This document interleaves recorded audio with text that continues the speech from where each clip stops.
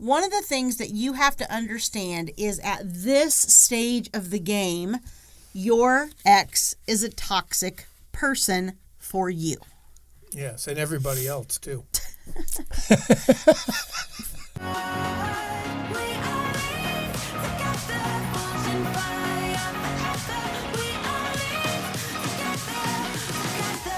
When you divorce, the way I would put it in one sentence is you're tearing apart. When you tear apart a marriage, you leave a jagged edge. Right. And the problem is that for years, whether you're the left spouse or the leaving spouse, you had some of your hopes and dreams invested into that relationship. So people generally, when they walk down the aisle, aren't thinking, well, if this doesn't work out, we'll get a divorce. Right. They're thinking that it's forever. And when you tear that relationship apart, inevitably there's going to be hard feelings. And what I find is that for the first at least 2 years after separation, most people are still pretty angry and emotions are fairly high. And so what happens is that person, the sound of their voice or the look of their face becomes a trigger. And I know this firsthand because I experienced it. There was a time when just hearing her voice would push me over the edge.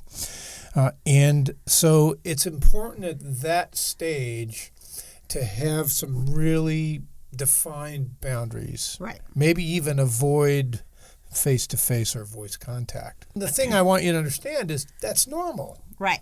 It's pretty normal. It's pretty unusual for two people to kind of look at each other one day and go, this isn't working out. I think let's just get a divorce and we'll keep it amicable.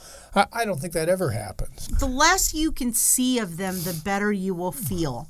And I don't think I think most of the time if people don't have kids, which the vast majority of people do, but I think if you have kids, even if they're adult kids, sometimes we have people that have adult children instead of minor children that live at home.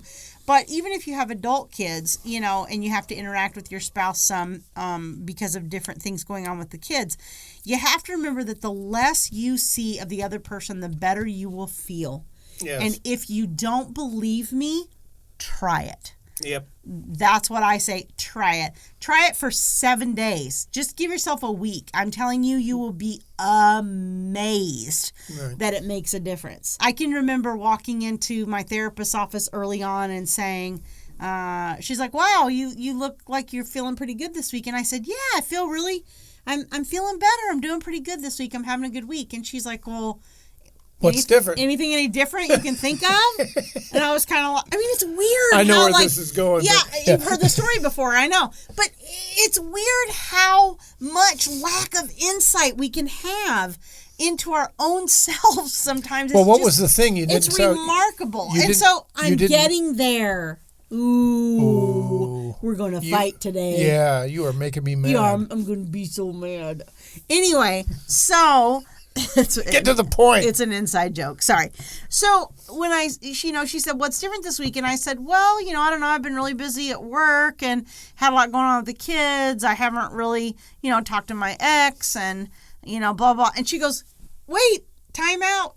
Hold on. What did you just say?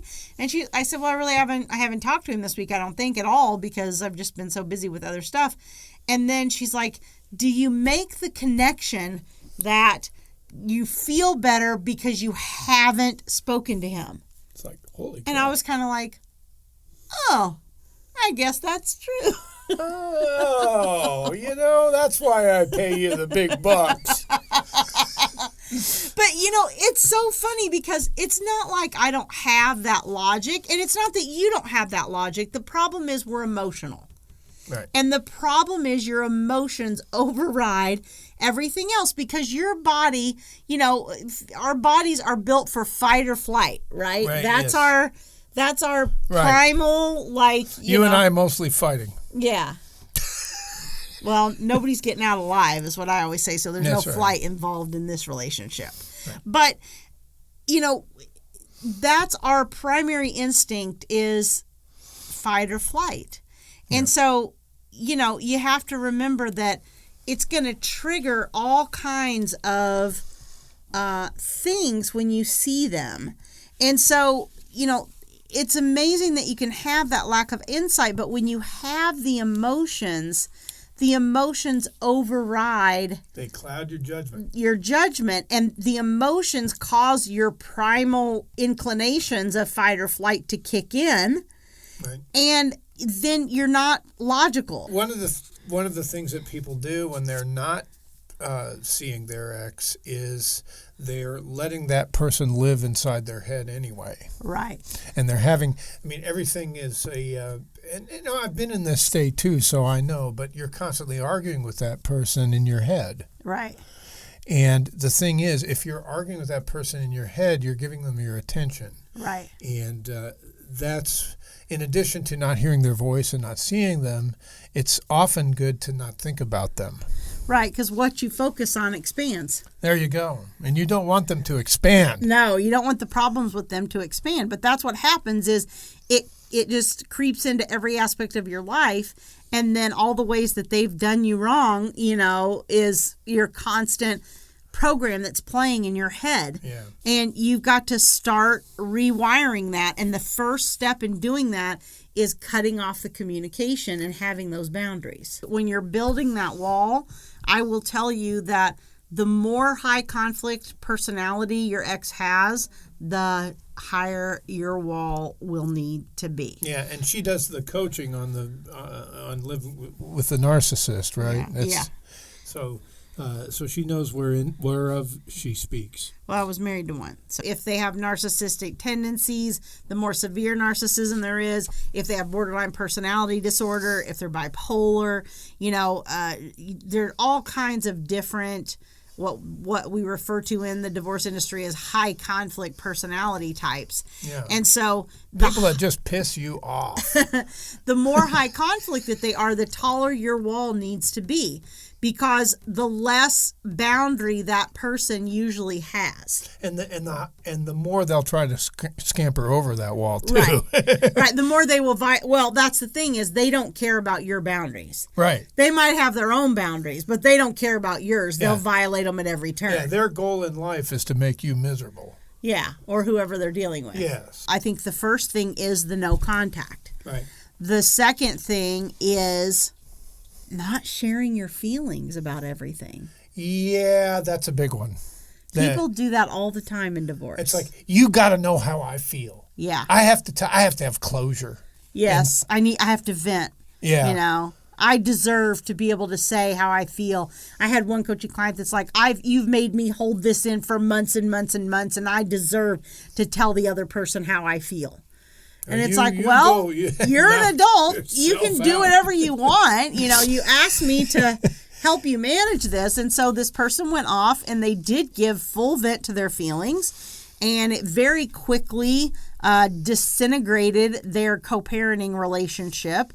And they're now back in court again. And suddenly I get a call from this client that says, really sorry, I'll do everything that you tell me to do. Should have listened. You want to create the illusion that everything's fine with you. Right. And right. that's the best. What they always say, the best revenge is living well, right? Right. So they shouldn't be able to see into your house. No. They shouldn't be able to see into your heart either. Right. The last thing that I'd like to talk about in building your cocoon, so we've talked about not seeing them, having boundaries, limiting the communication, building the wall between your world. That is all part of building your cocoon, because your cocoon is essentially an insulation from your ex. Right. That's the whole point of the cocoon, is to insulate your world from your ex. Right.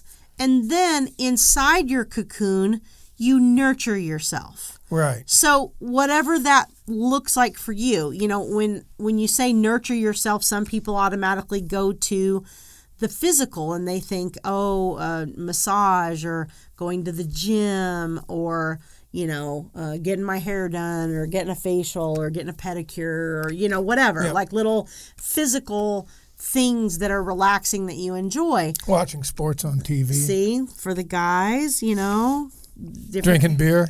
Like that. Trip to Home Depot. I don't know, So, guys have a different way of nurturing themselves. Whatever works for you.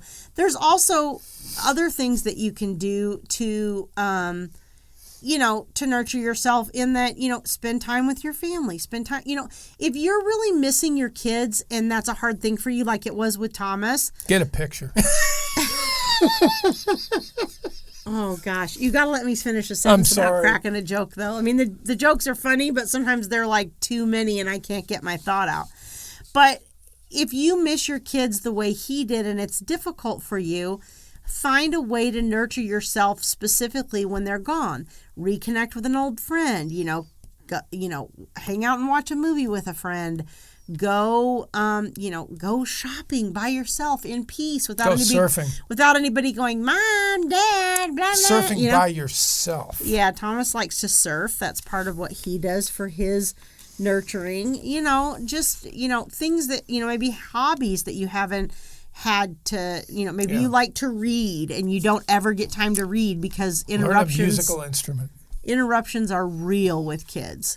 Yeah, a musical instrument, things that you used to like to do or things you've always wanted to try, And that's all part of nurturing yourself and your world in your cocoon and starting to replace, those holes in your life with new positive things instead of sitting around and saying, well, there's just this hole in my life where the other person was. Build your cocoon.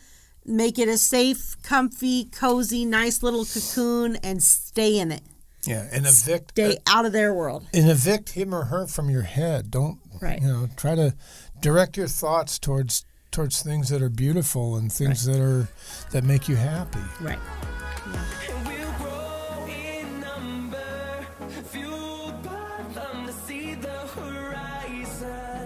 Turn us to thousands.